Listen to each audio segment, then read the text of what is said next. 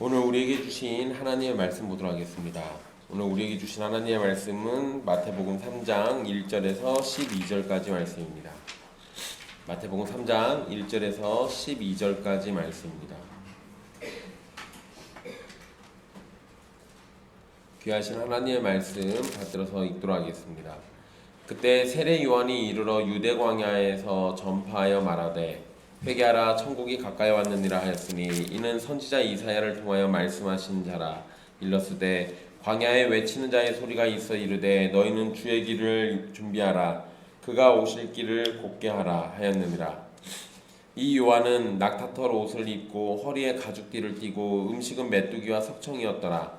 이때 예루살렘과 온 유대와 요단강 사방에서 다 그에게 나와 자기들의 죄를 자복하고 요단강에서 그에게 세례를 받더니 요한이 많은 바리새인들과 사두개인들이 세례 베푸는 대로 오는 것을 보고 이르되 독사의 자식들아 누가 너희를 가르쳐 임박한 진노를 피하라 하더냐.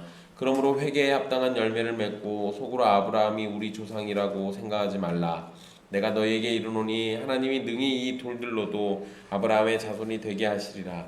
이미 도끼가 나무 뿌리에 놓였으니 좋은 열매를 맺지 아니하는 나무마다 찍혀 불에 던져지리라.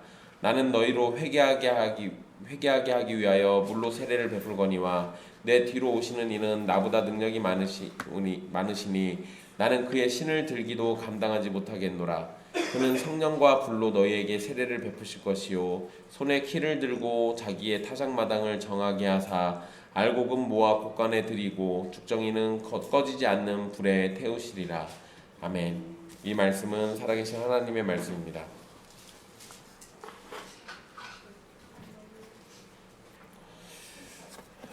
우린 지난 시간에 헤롯을 피해서 애굽에 갔다가 다시 돌아와서 나사렛에 정착하게 된 이야기까지 살폈습니다. 예수님은 요셉과 마리아의 고향인 나사렛에 들어와서 어린 시절을 지내게 되었고 이후로 사람들은 예수님을 나사렛 사람 예수라고 부르게 됩니다. 지난번에 말씀드렸던 것처럼 나사렛이라는 이름이 예수님에게 붙은 그 이유는 가장 천하고 멸시받고 사람들에게 인정받지 못하는 그 지역이지만 그곳에서 가장 천한 사람들을 위해서 사시는 우리 주 예수 그리스도를 상징적으로 보여주고 있다는 것을 말씀드렸습니다. 이 오늘 말씀은 이제 예수님이 아니라 세례 요한이라는 인물로 잠깐 시선이 옮겨지게 됩니다. 1절의 시작이 조금 어색한데요. 사실 관심 없으면 어색할지 잘 모릅니다. 여러분 그때라고 하면서 이 앞의 사건과 같은 시점을 얘기하고 있어요. 4장 1절에. 그런데 4장 1절이 아니죠. 3장 1절에 그때 이렇게 시작을 하죠. 세례 요한이.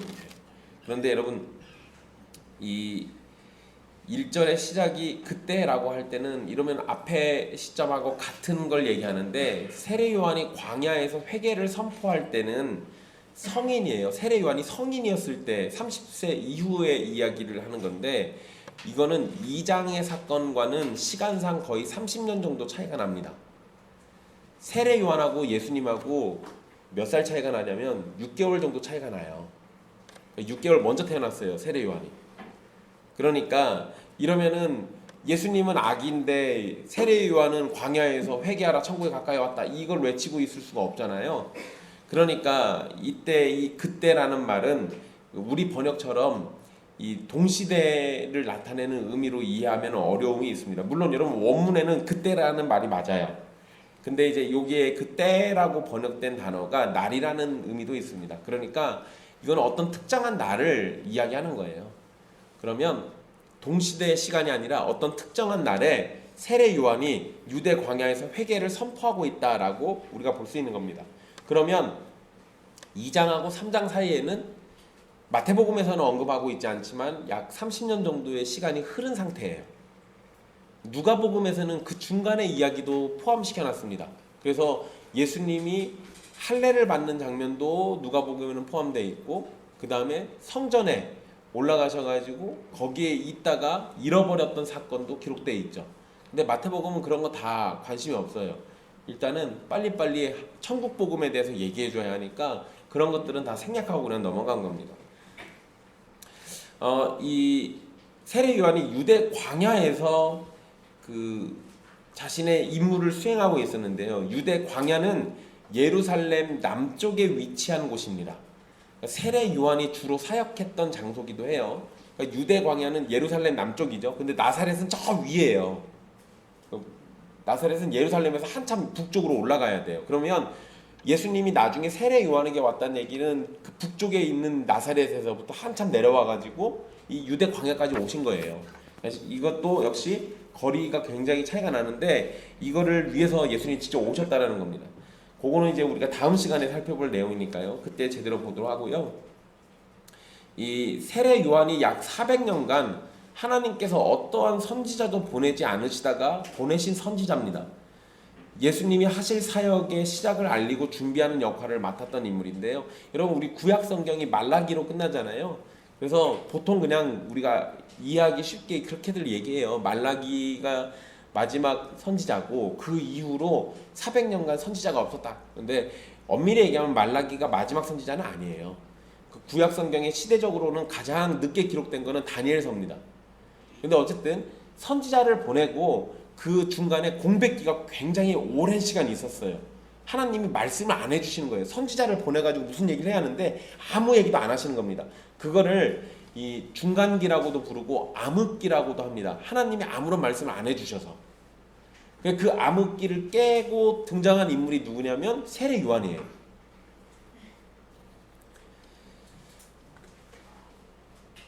여기에서 여러분 이 광야라는 말은 우리가 광야 이러면 대부분 여러분 뭔 생각하세요? 광야.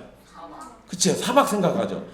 광야 이러면 우린 대부분 다 사막 생각합니다. 심지어 영화도 광야 얘기 나오면 다 사막이에요. 그런데 여러분 광야라는 말은 사막일 수도 있고 숲이나 정글과 같은 장소일 수도 있습니다. 광야라는 말은 그냥 사람이 살지 않거나 살아도 별로 안 사는 지역을 얘기해요. 인적이 굉장히 드문 장소를 가리키는 표현입니다. 그러니까 사막만 생각하지 마시고 여기에는 숲도 있을 수 있다. 그러니까 여러분 우리로 치면은 우리나라로 치면은 무인도 같은 지역도 그냥 근데 그건 섬이죠.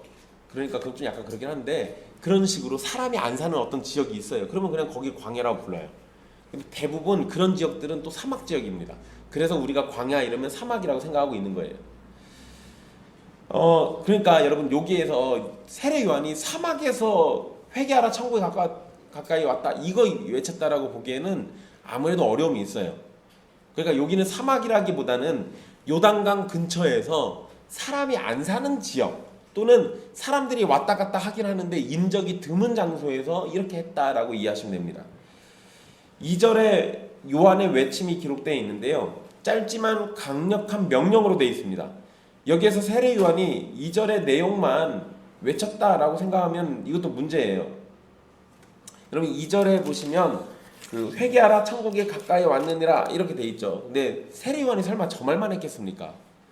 그러진 않아요. 근데 저 말이 세례 요한이 외쳤던 내용들 가운데 중심이 되는 선포예요. 그래서 마태가 저거를 저렇게 기록해 놓은 겁니다. 7절 이후로 보면 세례 요한이 어떤 내용으로 회개할 것을 선포했는지에 대한 내용이 또 기록되어 있습니다. 그거를 짧게 요약하면 회개하라 천국이 가까이 왔느니라가 됩니다. 회개하라는 말은 문자적으로는 생각을 바꾸라는 의미입니다. 생각을 바꿔야 돼요. 문자대로 하면 그냥 생각을 바꾸는 겁니다. 그런데 단순히 생각을 바꾸는 정도가 아니라 죄에 대한 슬픔과 마음의 변화 그리고 속죄하는 일까지 포함되어 있습니다. 사람들은 요거를 자꾸 이 마음을 돌이키는 거를 회개 정도로만 생각하는데요. 그 정도가 아니에요. 죄에 대한 슬픔, 마음의 변화, 속죄하는 일 그리고 여기에다가 더해가지고 하나님의 말씀에 순종하면서 죄로부터 하나님께로 돌아서려는 적극적인 생각과 행동 전체를 포함합니다. 그러니까 회개는 생각만 바꾼다고 해서 되는 게 아니에요. 내가 지나간 내 죄를 잘못했어요 라고 고백하는 정도로 끝나는 게 아닙니다. 그건 회개가 아니에요. 회개의 시작을 한 것 뿐이지. 회개가 되려면 내 삶 전체가 돌이켜야 돼요. 생각만 바뀌는 게 아니라, 그리고 사실 여러분 생각이 바뀐다는 얘기는 그에 따라서 행동도 바뀐다라는 걸 얘기해요. 그런데 우리는 이걸 자꾸 분리시킨단 말이에요. 생각 따로 행동 따로. 그런데 성경이 가르치는 회개는 그러지 않습니다. 생각과 행동이 동시에 변화하는 것을 의미해요. 그래서 생각과 마음과 삶 전체가 바뀌게 되고 그러한 자세를 지속하려는 성향을 가지는 것이 회개입니다. 그러니까 이 회개는 중요한 부분이 이 부분에 있어요. 지속하려고 하는 경향, 지속하려고 하는 그 내 마음의 상태, 이게 중요해요. 왜 그럴까요? 여러분, 회개는 한 번만 가능할까요? 여러 번도 가능할까요? 아니요, 여러 번도 가능하죠. 그냥 가짜 회개는 수십 번도 가능합니다. 하나님께 마음을 향했다가 세상으로 마음을 다시 돌이켰다가 다시 또 하나님한테 마음을 향했다가 세상으로 또 마음을 돌렸다가 얼마든지 가능해요. 왔다 갔다 하는 건 회개가 아니란 얘기예요. 그러니까 성경이 원하고 있는, 세례 요한이 말하고 나중에 예수님이 얘기하시는 진짜 회개는 왔다 갔다 하는 그 회개를 얘기한 게 아니라 지속하려는 성향을 가진 그 회개를 얘기해요. 하나님께로 돌이켰으면 거기에서부터 떠나지 않으려고 하는 그 성향을 얘기하는 겁니다. 요한이 회개하라고 말하는 것은 요한의 말을 듣는 사람들이 하나님 앞에서 뭔가 죄를 지었기 때문에 그런 거예요. 그러니까 회개하라고 얘기하겠죠. 죄가 없는 사람한테 회개하라고 얘기하겠습니까? 그러잖아요. 하나님 앞에서 선을 행하는 것, 이거 굉장히 필요한 일이죠. 그런데 선을 행하지 않았다면 죄를 진 거예요. 회개해야죠. 하나님의 말씀을 어긴 것 회개해야죠. 거룩하지 않은 것 회개해야죠. 하나님을 예배하지 않는 것 회개해야 합니다. 이웃을 사랑하지 않는 것, 이거 다 죄예요. 다 회개하는 것들입니다.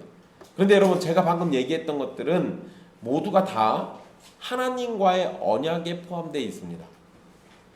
그러니까 죄라는 것을 아주 성경의 내용을 가지고 확실하게 얘기하면 하나님과의 언약 관계를 깨트린 거라고 얘기할 수 있어요.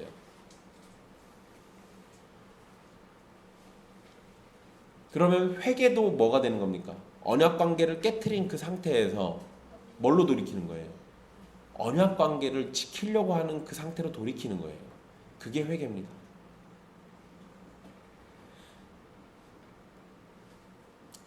회개해야 할 이유에 대해서도 설명을 해주는데요. 천국이 가까이 왔기 때문이라고 설명합니다. 회개해서 천국이 오는 게 아니라 천국이 가까이 왔기 때문에 회개로 반응을 보여야 한다는 거예요. 이때 천국은 사람이 죽어서 가는 지옥과 천국이라는 장소의 개념을 말하는 게 아닙니다. 사람들이 이거를 잘 이해를 못 해가지고요. 이거 사실 굉장히 간단한 건데 이거를 이해 못 해가지고 이거에 관한 책들이 수십 권이 있어요. 이해를 잘 못 해가지고 천국이 가까이 왔다. 우리가 죽어서 가는 그 천국이 우리한테 가까이 와가지고 회개하라고 하겠습니까?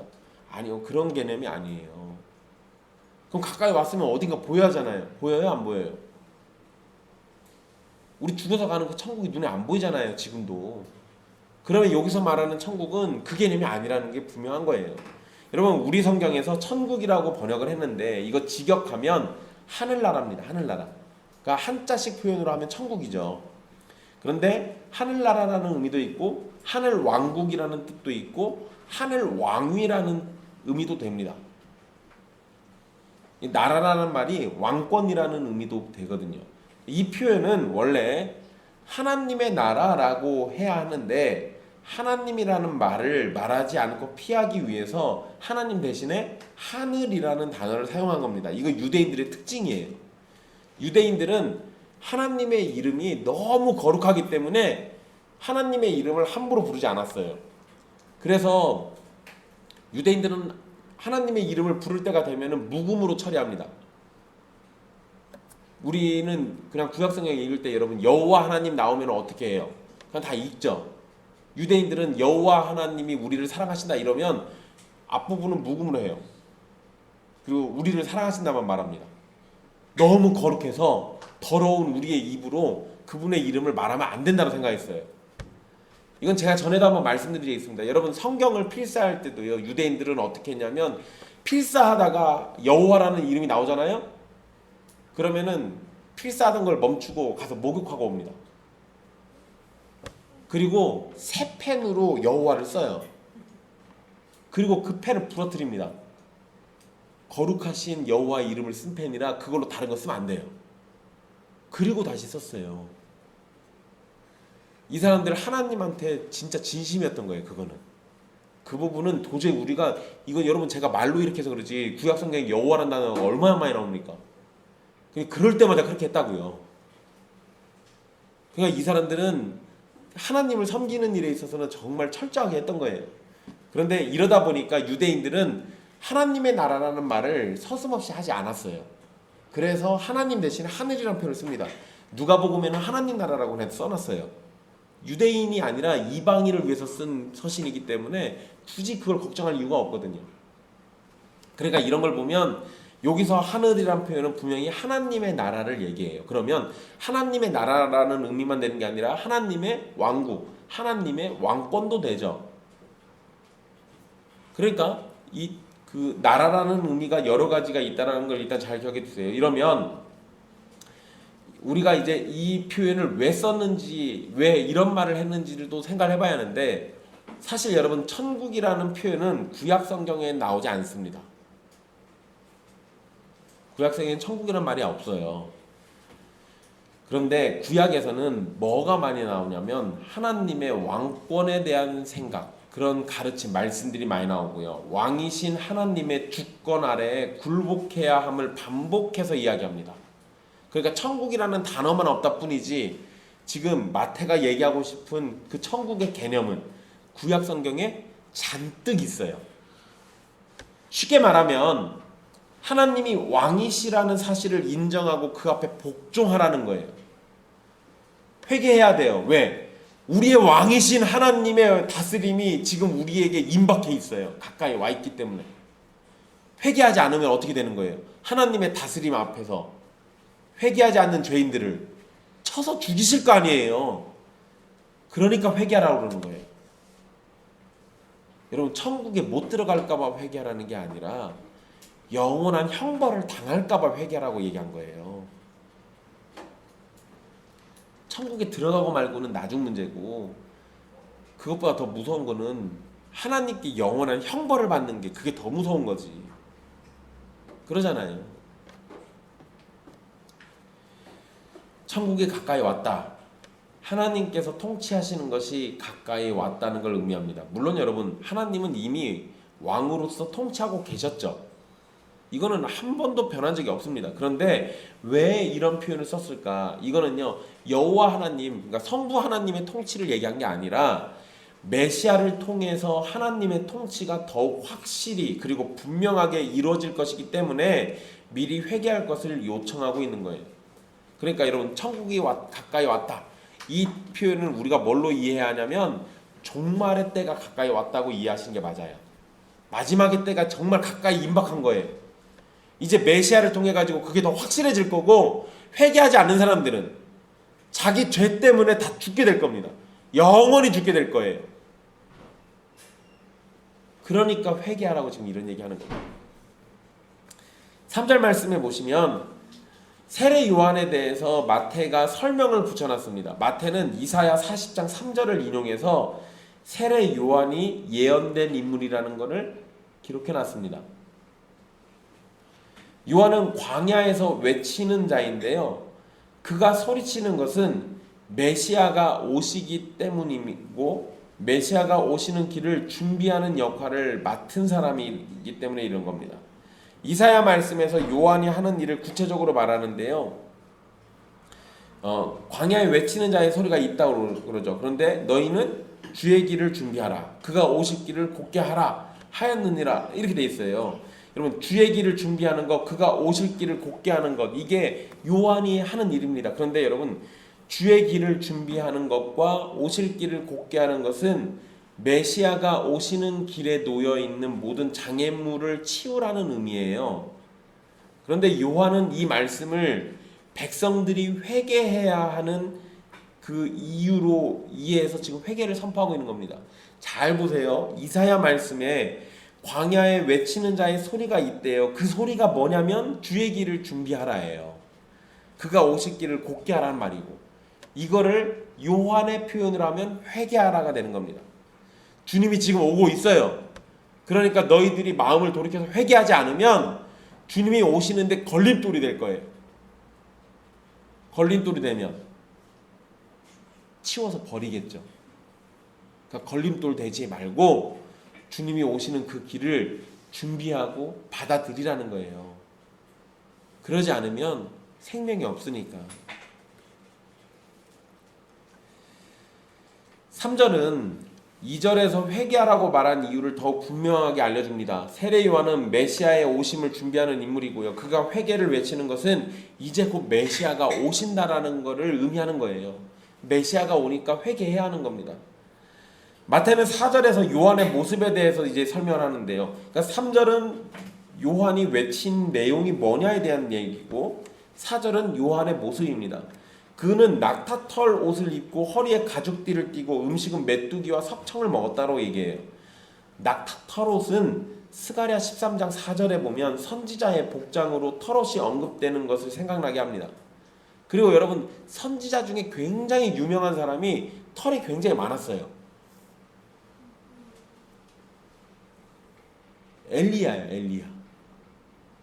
엘리야가 전신에 털이 있던 사람이에요. 여러분들이 아는 목사 중에 가장 털 많은 목사하고 같이 지내고 있어요. 제가 털이 굉장히 많습니다. 너무 많아요. 한 번씩 내가 엘리야인가 싶어요. 웃자고 한 소리예요. 네. 낙타 털옷은 스가랴 13장 4절 말씀에 선지자의 복장으로 언급돼요. 그리고 허리에 가죽띠를 띠는 거는 열왕기하 1장 8절에 엘리야가 자신의 가죽띠를 동여 매는 장면이 나옵니다. 그러니까 이런 것들이 세례 요한의 모습과 연결돼요. 그래서 여러분, 세례 요한을 엘리야가 다시 왔다라고 얘기해요. 낙타 털옷을 입고 있고 가죽띠를 메고 있으니까. 거기다가 먹는 음식은 메뚜기하고 석청입니다. 메뚜기하고 석청, 이건 뭐냐면요, 여러분, 메뚜기하고 석청 드시라면 드시겠어요? 메뚜기를 먹을 수 있는데. 여러분, 저는 메뚜기를 먹느니 석청을 먹겠어요. 석청은요, 여러분, 그 돌에 매달리는, 절벽 같은 데 매달리는 꿀을 얘기해요. 이게 더 맛있어요, 이거는. 여러분, 메뚜기하고 석청은 당시에 가난한 사람들, 특히 광야에서 사는 사람들이 먹던 음식이에요. 비싸지. 지금은 비싸지. 근데 여러분, 지금 이게 비싼 이유가 왜 그래요? 왜 비싸요? 별로 없고, 이거 따려면 목숨 걸고 절벽에 매달려야죠. 그러니까 이 당시 사람들이 왜 이 석청을 왜 먹었겠어요? 오죽 먹을 게 없으면 거기에 매달려가지고 이걸 따와서 먹었겠어요. 그만큼 가난한 사람들이 먹는 음식이라는 거예요. 그런데 여러분, 왜 갑자기 메뚜기하고 석청 얘기를 왜 했을까? 어떤 목사님들은 세례 요한이 웰빙을 이때부터 알고 있었다 이런 얘기하는데 그거하고 상관없고요. 웰빙 같은 소리를 하면 안 돼요. 여러분, 이거 거짓 예언을 통해 가지고 자신의 배를 배불리던 거짓 선지자와 완전히 다른 모습인 걸 보여주는 거예요. 세례 요한은 가난한 사람들이 먹는 음식을 먹었잖아요. 거짓 선지자들은 왕궁 같은 데서요, 배가 찢어지도록 기름진 음식에 오래 저장한 포도주 마셨어요. 거짓 선지자들은 사람들을 미혹해가지고 배가 찢어지도록 먹습니다. 아주 신나게. 또 자기 입에다가 먹을 걸 물려주는 사람한테는 좋은 소리도 해줘요. 근데 세례 요한은 그러지 않았다고요. 메뚜기하고 석청 먹고 살았어요. 이거는 세례 요한이 거짓 선지자가 아니라 진정한 선지자라는 것을 보여주는 장면이에요. 또한 요한의 복장, 음식은 유대인들에게 비싼 옷 그리고 기름진 음식에 관심을 두지 말고 하나님 나라에 관심을 기울일 것을 가르쳐주는 시각자료로도 이해할 수 있습니다. 대단한 하나님의 선지자가 나타났는데 옷에 별로 신경 안 써요. 비단 옷 입는 거 아니에요. 기름지고 좋은 거 먹는 거 아니에요. 그런데도 이 사람이 외치는 거는 하나님의 나라가 가까이 오고 있다는 걸 외치고 있잖아요. 우리에게 먹고 마시고 입는 것보다 훨씬 더 중요한 거, 하나님의 나라. 그거를 지금 자신이 직접 몸으로 보여주고 있다고요. 요한이 광야에서 회개하라고 외쳤을 때 예루살렘과 온 유대와 요단강 사방에서 사람들이 그에게 나왔다라고 5절에 기록되어 있습니다. 그런데 여러분 5절을 잘 보시면은요, 우리 성경에도 문자대로 번역을 해놨어요. 예루살렘과 온 유대와 요단강 사방에서 다 그에게 나와 이렇게 되어 있는데 저 뒷부분만 조금 다릅니다. 이게 문자대로 하면은요, 예루살렘과 온 유대와 요단강 사방이 그에게 나온 거예요. 사방에서 나온 게 아니라 사방이 나왔어요. 이게 뭔 소리예요? 사람이 나온 게 아니라 뭐가 나왔다는 소리예요? 지역이 나왔다는 얘기예요. 거기에서 사람들이 나왔다가 아니고 원문의 의미는 예루살렘이 나온 거고 온 유대가 나온 거고 요단강 사방이 나왔다고요. 이게 왜 이렇게 얘기했냐? 이거는 요한에 대한 반응이 너무 커서 마치 그 동네가 통째로 나온 것 같이 이렇게 지금 써놓은 거예요. 그만큼 세례 요한이 나타났을 때 파급력이 대단했어요. 사람들이 정말 많이 관심을 가졌다는 거예요. 그렇다는 얘기는 이 당시 유대인들은 뭐를 기다렸다는 거예요? 이런 강력한 선지자를 기다리고 있었어요. 이 선지자가 혹시 메시아가 아닐까라는 생각에 열심히 쫓아다녔던 겁니다. 그러니까 이 당시 사람들은 메시아를 간절히 바라고 있었어요. 그런데 여러분, 세례 요한이 사람들에게 듣기 좋은 말을 했던 거 아닙니다. 그렇지만 그의 외침과 가르침을 듣고 많은 사람이 몰렸던 것은 요한을 통해서 메시아가 오심을 준비하기 위한 성령님의 역사로 생각할 수 있어요. 사람들이 요한에게 나왔던 것은 세례를 받기 위해서입니다. 그래서 6절에 보면 자기들의 죄를 자복하고 요단강에서 그에게 세례를 받더니 라고 이렇게 돼 있어요. 그런데 여러분, 단순히 세례를 받은 게 아니죠. 분명 말씀에 뭐라고 돼 있었냐면 그들이 자신들의 죄를 요한에게 고백하면서 요단강에서 세례를 받았다라고 돼 있습니다. 우리 성경에는 자기들의 죄라고 이렇게 번역해서 단수로 번역해 놨는데 원문에서는 죄들이에요. 그러니까 복수형입니다. 즉 자기들이 지은 갖가지 죄악들을 다 자복했다는 것을 의미합니다. 요한에게 세례를 받을 때 자신의 죄를 고백하는 것이 필요했습니다. 즉 회개가 먼저 있고 세례를 받는다는 거예요. 물론 죄를 하나도 빠짐없이 다 고백한다는 것은 우리에게 불가능합니다. 그렇지만 이 말씀은 자신이 하나님 앞에서 생각나는 모든 죄를 고백하고 회개했다는 걸 의미해요. 그러니까 회개라는 게 대충 한두 개 죄를 얘기하고 넘어가는 게 회개가 아니고 내가 할 수 있는 모든 것들을 기억해내서 주님께 내 죄를 고하고 그거를 돌이켜서 마음을 주님께로 향하려고 하는 거예요. 물론 여기에서는 세례 요한에게 죄를 자복하는 일이 있었습니다. 요거를 오늘날 적용해가지고 목사에게 죄를 자복하거나 신부에게 죄를 자복할 이유는 없어요. 성경은 그거를 맞다라고 가르치지 않습니다. 죄에 대한 자복은 누구에게 하시면 돼요? 하나님에게만 하면 돼요. 에이, 그럼 목사님 세례 요한한테 왜 한 겁니까? 이거는 하나님이 특별히 보내신 선지자잖아요. 특별한 상황이니까 그랬던 거예요. 요한에게 세례를 받을 때 자신들의 죄를 고백하는 게 필요했습니다.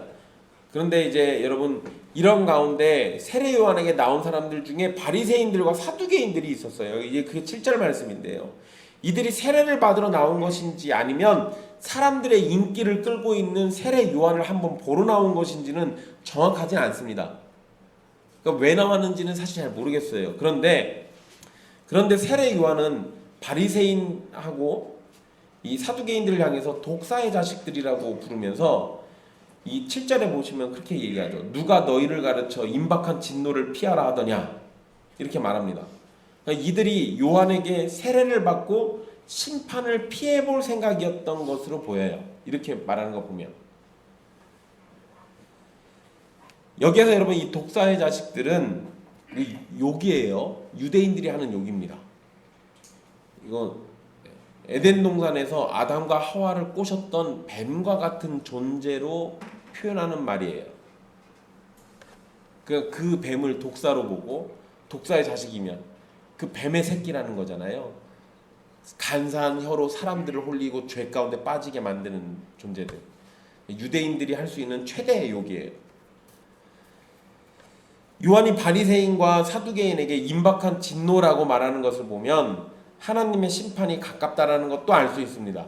또 요한이 이들에게 한 말은 그들이 회개도 없이 하나님의 진노를 피할 생각만 했기 때문에 그런 거예요. 그래 여러분 여기에 이거 좀 재미난 건데요. 강조를 어디다 두냐에 따라 또 약간 달라요. 누가 너희를 가르쳐 임박한 진노를 피하라 하더냐라고 할 때 강조가 누가에 가 있으면 너희한테 그거 누가 가르쳐줬어? 이 의미가 되죠. 그리고 또 그 임박한 진노를 피하라 하느냐 여기에 가 있으면 누가 가르쳐줬든 그게 중요한 게 아니라 너희들 지금 진노를 피하려고 여기 온 거야? 왜 그런 거야? 라고 지금 이렇게 말하는 거예요. 그런데 여러분 의미상으로는 앞에 누가의 강조 있지 않아요. 뒤에 있는 거예요. 임박한 진노에 있는 거예요.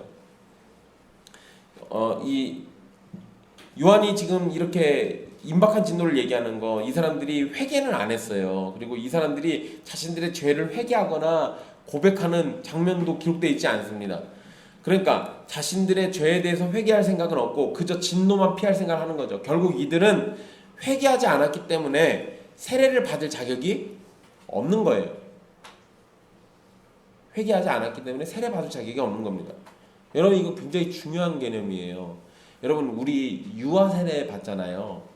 유아 세례 때 그 유아가 회개합니까? 그건 안 하죠. 그런데 그 유아 세례를 받은 애가 장성해가지고 세례를 받을 때가 되면 그 정도의 나이가 되면 입교라는 걸 해요. 입교할 때는 그 아이에게 회개의 증거가 있는지 살펴야 합니다. 그러니까 우리는 유아 세례 때는 회개를 요구하지 않지만 입교할 때는 회개했는지에 대한 증거를 살펴요. 그게 없으면 세례 받으면 안 되는 거예요. 교인이 되면 안 되는 거예요. 하나님의 백성이 되면 안 된다고요. 회개의 증거 없이. 이건 여러분들에게 다 해당돼요. 여러분들이 지금 이미 세례를 받았고 교인이 됐어요. 신자로 살아가는데 회개의 증거가 없다면 그거를 왜 교인이 되는 조건으로 왜 걸어놨을까요? 회개의 증거도 없이 교인이 되잖아요. 그럼 사람들은 안심합니다. 내가 교회에서 예배도 드렸고 성찬에도 참여했고 그러니까 자기가 구원받은 걸로 착각해요. 회개의 확실한 증거가 없는 사람은 원래는 세례를 받으면 안 돼요. 그런 사람들에게 그냥 세례를 주면 죄를 짓도록 방치해 두는 꼴이 됩니다. 그래서 세례 교육은 굉장히 철저하게, 그리고 세례 줄 때 그 사람의 상태도 굉장히 철저하게 꼼꼼히 살펴봐야 하는 거예요.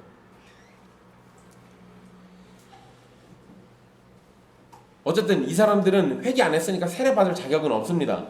그런데 여러분 세례 받을 자격이 없으니까 그럼 어떻게 하면 돼요? 세례 받을 자격도 없는 애들이 세례 받으러 왔으니까 쫓아내야 하잖아요. 그런데 요한은 이들을 돌려보내거나 쫓아내지 않았습니다. 이것도 또 중요해요. 그들이 진노를 피할 수 없다고 말하지도 않았어요. 요한은 그들의 지금 상태를 꾸짖고 책망은 하지만 동시에 그들도 진정한 회개를 하고 참되게 세례를 받게 되기를 바라고 있는 거예요. 그러니까 저렇게 뭐라고 독사의 자식이라고 욕까지 해놓고 8절에서부터 저들에게 설교합니다. 왜 설교했겠어요? 회개하라고 설교한 거예요. 요한은 그들에게 8절에 회개에 합당한 열매를 맺으라라고 이야기합니다. 요한이 말한 것은 회개에 합당한 열매만 언급한 것처럼 보이는데 이것은 먼저 뭐가 있어야 돼요?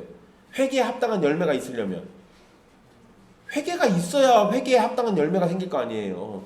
그러니까 회개에 합당한 열매를 얘기했지만 논리적으로 보면 진정한 회개가 먼저 있어야 하고 회개에 따른 삶의 변화가 열매로 나타나는 걸 얘기하는 거예요.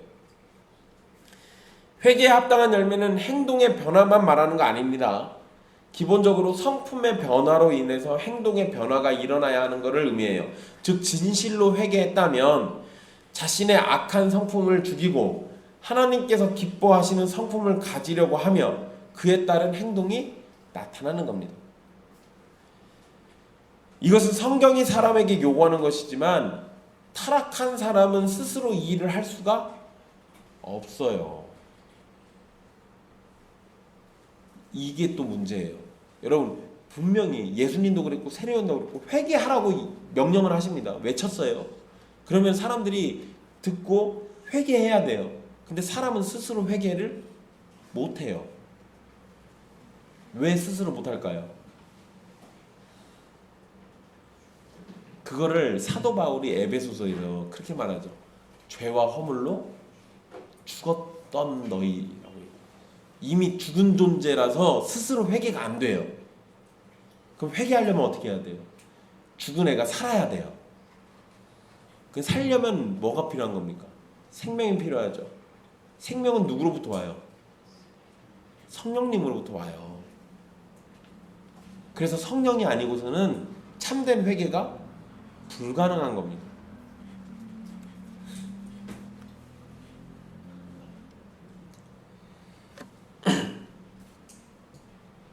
구절에서 요한은 유대인들이 착각하는 점을 지적을 합니다.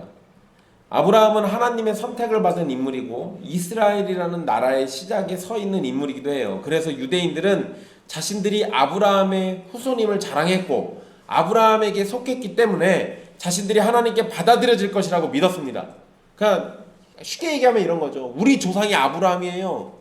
그러니까 나도 하나님의 택함을 받은 겁니다. 우리 아브라함이 천국에 있으니까 나도 천국에 갈 겁니다. 이렇게 얘기했다는 거죠. 이렇게 믿고 있었던 겁니다. 그런데 요한은 그런 생각 자체를 하지 말라고 경고합니다. 사실 하나님께서 아브라함을 선택한다는 것이 아브라함의 자손들 모두를 받아들여주고 용납하시겠다는 의미가 아니에요. 거기다 여러분 유대인들이 되게 똑똑한 것 같은데 이럴 때 보면은 무식한 것 같아요. 이게 뭐냐면요, 아브라함의 자손이 누구누구 있어요? 아브라함의 아들, 여러분들 아는 사람 이삭, 또 이스마엘. 그럼 이스마엘도 구원 받았어요? 사실 그거는 약간 애매합니다. 구원 받을 수도 있고 안 받을 수도 있어요. 근데 여러분 이스마엘의 후손들이 누구예요? 지금 말하는 이슬람 교도들이에요. 그러면 이슬람 교도들도 똑같은 말 합니다. 아브라함의 후손이라서 자기들 구원받았는데. 둘 다 아브라함이에요. 아니 조상이 아브라함이니까. 그러니까 유대교는 이삭으로부터 이어지는 사람들의 후손들이고 이슬람교는 이스마엘로부터 이어진 사람들의 후손이고 이렇게 나눠지니까. 그러니까 거슬러 올라가면 아브라함 하나로 만나는 게 맞아요. 그런데 사람들이 그러는 거예요. 아브라함이 우리 조상이니까 우리가 구원받을 거다 이렇게 얘기해요. 아브라함이 하나님께 선택받았으니까 우리도 선택받았다 이렇게 얘기합니다. 그런데 요한은 그거 아니라고 얘기해줘요. 요한은 하나님께서 돌들을 가지고도 아브라함의 자손이 되게 하실 수 있다고 말합니다.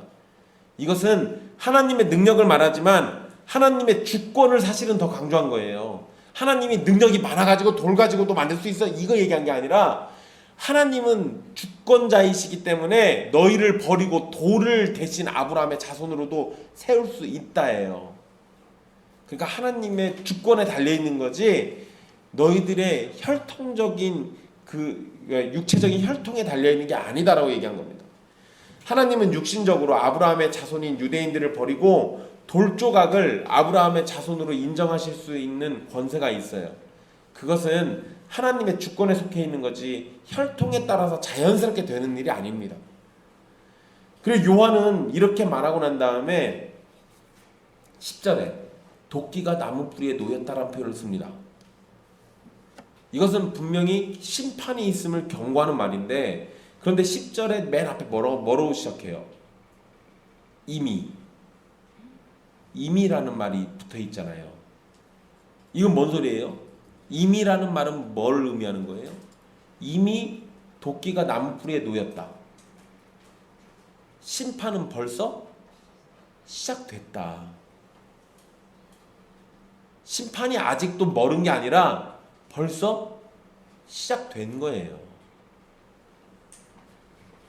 도끼가 나무 뿌리에 놓였다는 것은 나무의 뿌리를 찍어가지고 나무를 죽이겠다는 것을 의미합니다. 그런데 여러분, 모든 나무에 해당하는 게 아니라 무슨 나무라고 얘기해요? 좋은 열매를 맺지 아니하는 나무라고 얘기합니다.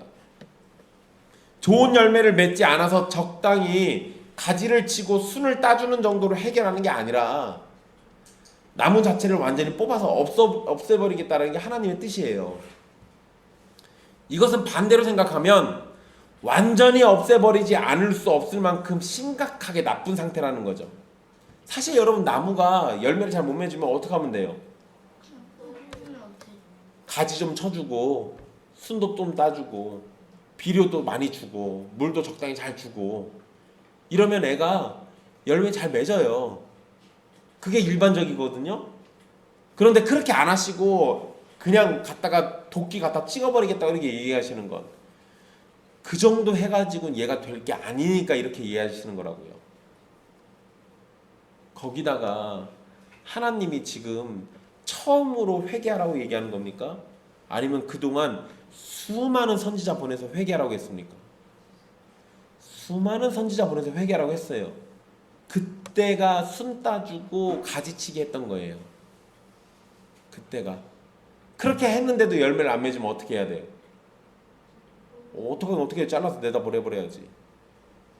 그러니까 지금 나무 뿌리에다가 도끼를 갖다 놨다는 얘기하는 겁니다. 요한은 이미 앞에서 회개에 합당한 열매를 맺으라고 이야기했죠. 그런데 10절에서 다시 좋은 열매를 얘기했습니다. 그러니까 여러분, 이게 지금 구조가 어떻게 되는 거예요? 8절에 회개에 합당한 열매를 맺으라고 해놓고 10절에는 또 좋은 열매를 언급했어요. 그러니까 이게 열매라는 단어가 앞뒤에 있는 거죠. 열매 없는 백성을 심판하신다라는 걸 지금 강조하고 있는 겁니다. 게다가 열매가 8절하고 10절에 있고 그 사이에 9절이 있는 걸 생각해 보면 마음으로 아브라함의 자손이라고 생각하는 것이 회개에 합당한 열매를 맺는데 방해가 되는 거예요. 그런 생각을 가지면 좋은 열매를 맺지 않는 나무라는 증거가 되는 겁니다. 그러니까 이런 생각을 버리라는 거죠. 이런 생각 버리라는 거예요. 참된 회개를 하려면 아브라함의 자손이라는 생각을 버려야 합니다. 마찬가지로 하나님 앞에서 우리가 참된 회개를 하려면 우리의 자랑이나 우리의 공로를 버리고 헛된 것을 의지하는 것도 버려야 돼요. 7절에서 10절까지 요한은 바리새인과 사두개인을 향해서 회개할 걸 강력하게 선포했습니다. 여기까지 분명 요한에게 맡겨진 사명이에요. 이게 지금 요한이 할 일인 겁니다. 그런데 여러분, 요한은 11절에서 그리스도에 대해서 설명하기 시작합니다. 그러니까 자기가 회개하라고 외쳐야 하는 내용도 얘기했는데 여기서 멈춘 게 아니라 이렇게 빨리 회개해야 하는 이유가 뭐냐면 자기 뒤에 오시는 분이 계시기 때문에 회개를 하라고 지금 이렇게 얘기하는 거예요. 요한은 자신과 비교해서 11절에 내 뒤에 오시는 이라는 분을 설명해요. 메시아를 설명하는데 요한은 회개의 세례를 물로 베풀고 있잖아요. 그런데 요한 뒤로 오시는 분은 성령과 불로 세례를 베푸십니다. 이런 차이가 있는 것은 세례 요한 뒤로 오시는 분은 능력이 많으신 분이기 때문에 그런 거예요.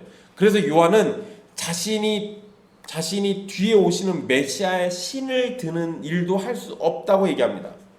여러분, 이게 당시 문화에서는 주인의 신발을 종들이 벗기거나 들고 다녔어요. 근데 요한은 메시아의 종이 될 자격도 없다라고 지금 얘기한 거예요. 자신은 그러니까 종도 안 된다는 거죠.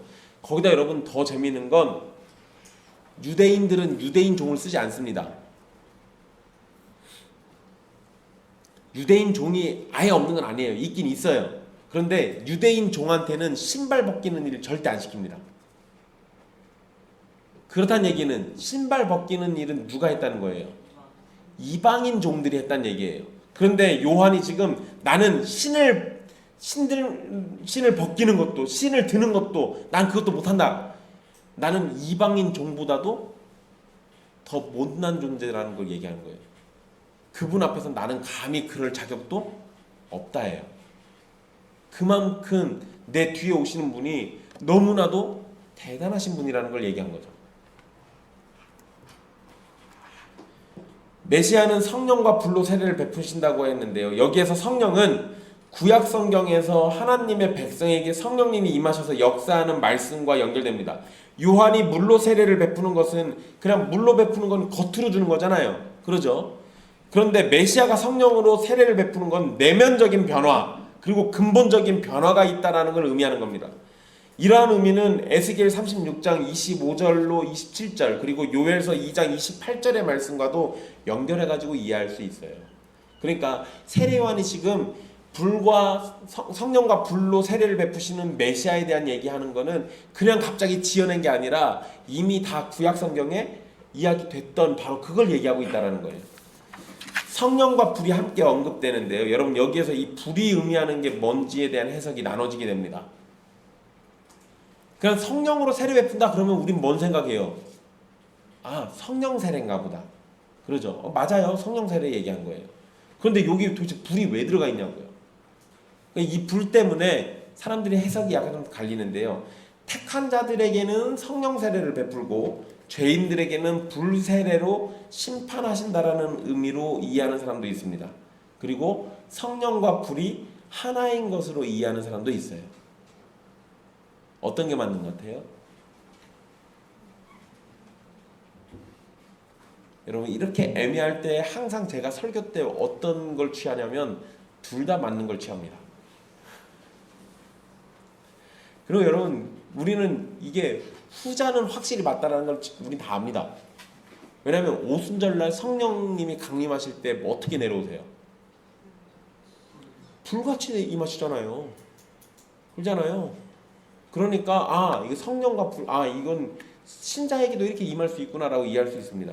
그런데 여러분 이렇게 보시는 게 쉬워요. 성령과 불이 심판의 의미로서도 내려지는 세례일 수도 있고요. 정결하게 하기 위한 의미로서 내려지는 세례일 수도 있습니다.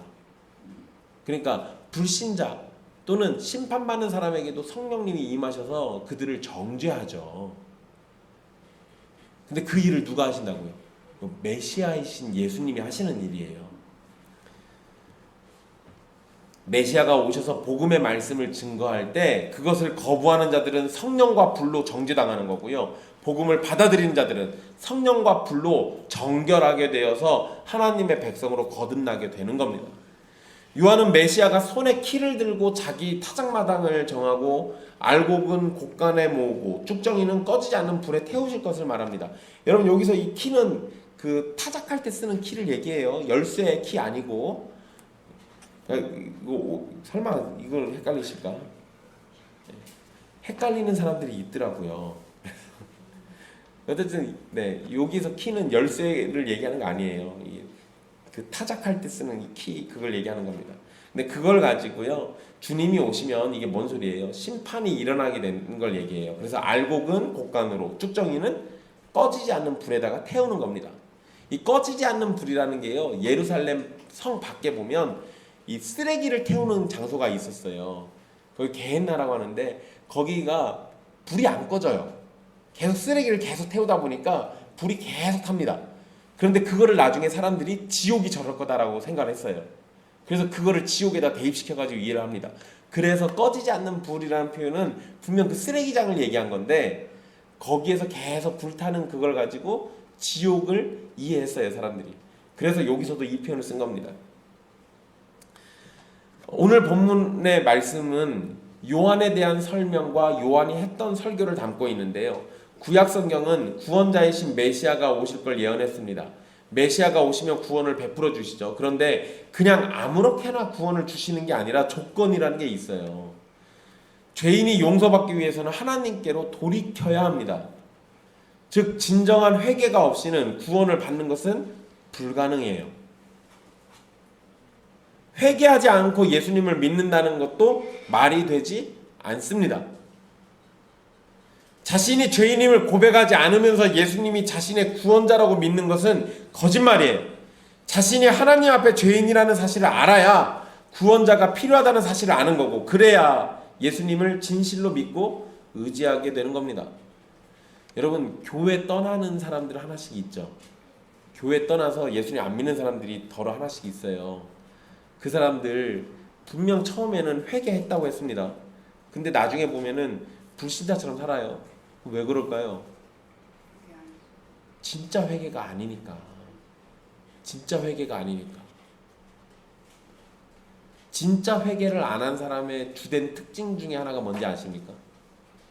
진짜 회개를 안 한 사람은 자기 자신이 굉장히 강해요.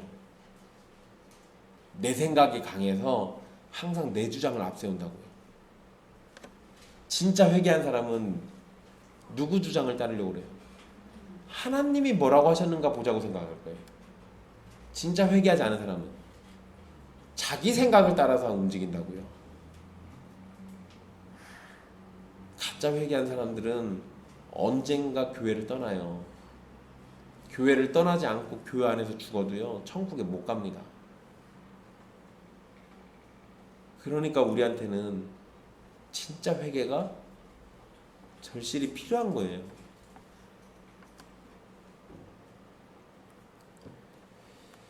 자신이 죄인이라는 사실을 알지 못하거나 죄인임을 인정하지 않거나 죄인이라는 사실을 알면서도 회개하지 않는 자들은 아무리 예배의 자리에 있다고 할지라도 예수님이 도무지 알지 못하는 자들일 뿐입니다. 여러분, 이러면 너무 비참하지 않아요? 마지막 날 천국에 들어가려고 문 지나가는데 주님이 갑자기 붙잡아요. 넌 누구냐?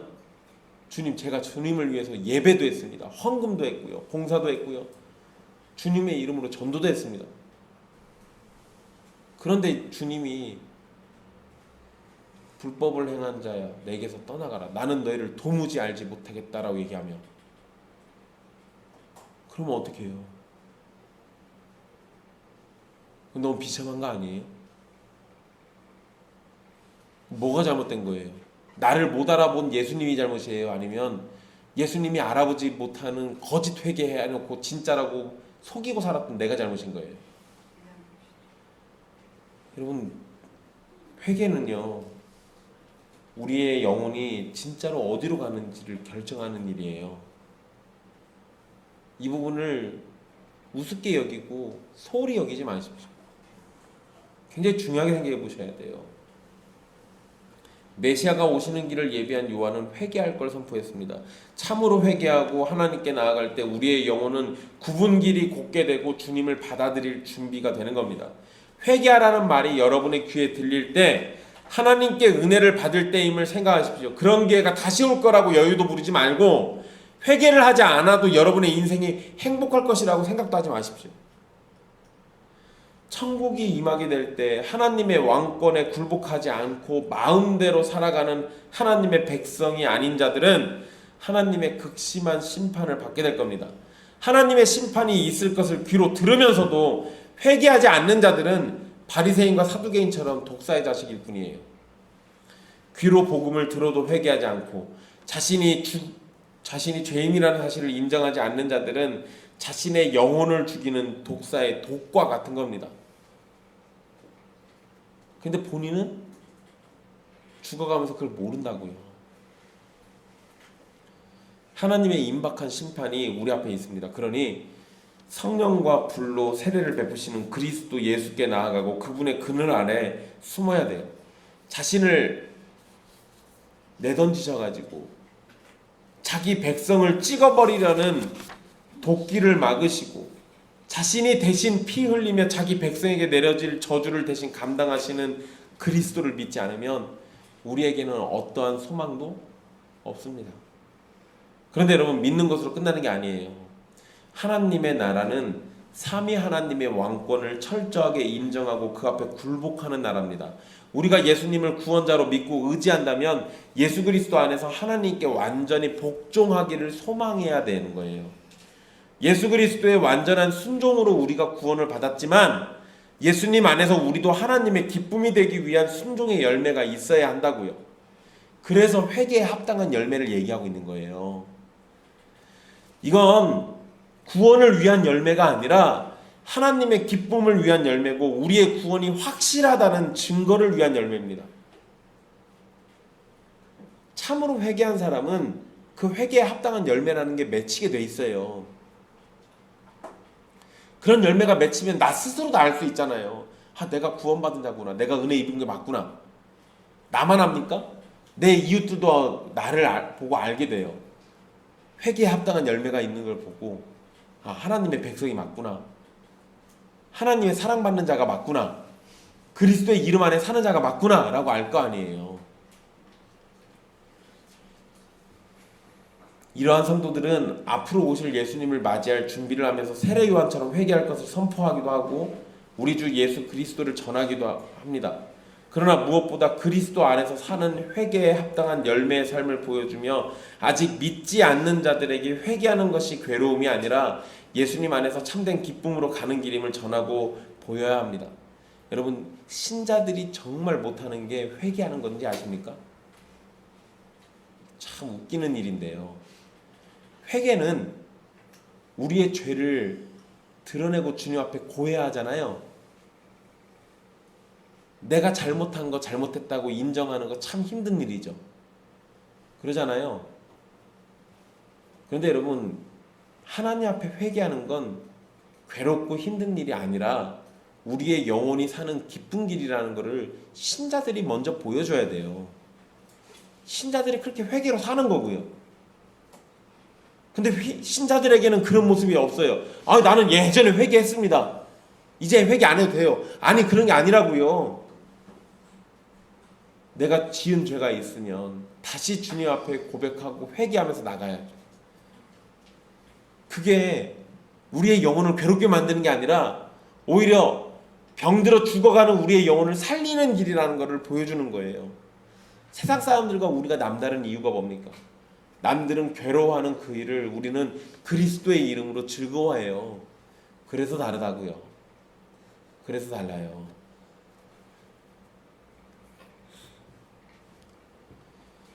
회개에 합당한 열매와 참된 회개는 그런데 사람의 힘으로는 할 수 없어요.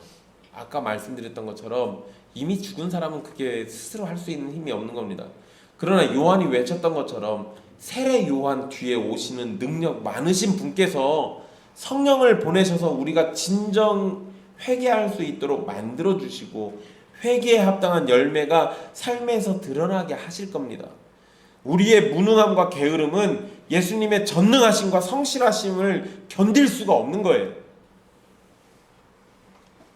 유대인들은 자신들이 아브라함의 자손임을 자랑했고 그것으로 하나님께 용납되며 복을 누릴 거라고 믿었습니다. 그러나 아브라함의 자손임이 중요한 것이 아니라 아브라함을 불러서 복을 주신 하나님이 중요한 거였어요. 아브라함을 통해서 구원받는 것이 아니라 아브라함을 부르신 하나님으로 구원을 받는 겁니다. 복을 받는 것도 아브라함 때문에 받는 게 아니라 아브라함을 부르신 하나님 때문에 복을 받는 겁니다. 우리가 혈통적으로 아브라함의 자손인 것을 자랑하진 않겠지만 우리에게는 아브라함의 자손처럼 하나님이 아닌 것을 자랑으로 삼는 미련함이 있을지도 몰라요. 그것이 무엇이 되었든 하나님 앞에서 자랑이 될 수 없고 구원의 이유가 될 수 없습니다. 내 부모가 신자니까 나도 구원을 받거나 내 가족 중에 열심히 믿는 사람이 있으니까 나에게도 구원이 있을 거라는 생각을 버려야 합니다. 이건 말이 안 되는 얘기죠. 그런데 여러분, 이 말도 안 되는 얘기를요 굉장히 많은 수의 성도들이 가지고 있어요. 굉장히 많은 수의 성도의 가족들이 알고 있다고요. 이렇게. 그래서 여러분들 전도하면 뭐라 그래요? 당신이 열심히 하니까 괜찮다는 소리 나오잖아요. 아니요, 그러지 않아요. 내가 잘한다고 다른 사람을 구원할 능력이 나에게서 나오지 않습니다. 또 반대로 내가 잘하면 내 가족이 나 때문에 구원받을 거라는 생각도 버려야 돼요. 그런 생각은 그리스도를 멸시하는 악한 생각입니다. 내가 헌금을 얼마나 내니까, 내가 착한 일을 많이 하니까, 내가 세상에서 인정받는 사람이니까, 이처럼 예수님이 아닌 다른 이유를 들어서 구원을 말한다면 그런 사람들은 바리새인과 사두개인하고 똑같은 거예요. 이와 같은 사람들은 10절에 언급된 좋은 열매를 맺지 아니하는 나무고 12절에 언급된 쭉정이와 같은 인물들입니다. 여러분은 알곡인지 쭉정인지 스스로를 점검해 보셔야 돼요. 예수님께서 성령과 불로 세례를 베푸신다는 사실은 저와 여러분에게 큰 위로가 됩니다.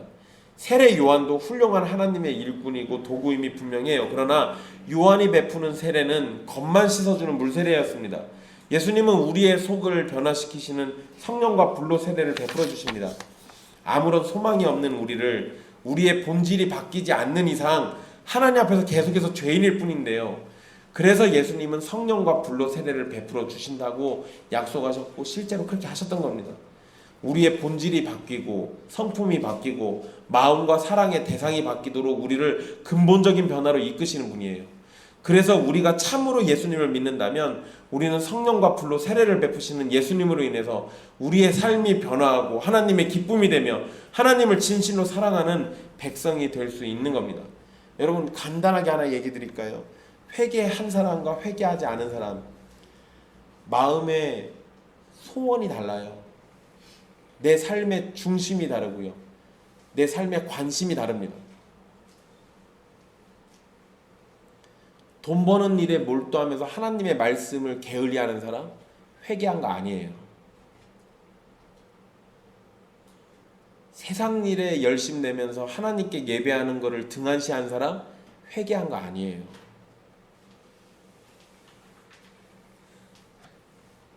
세상에 있는 것들 사랑하면서 하나님 사랑은 관심도 안 두는 거 회개한 거 아닙니다.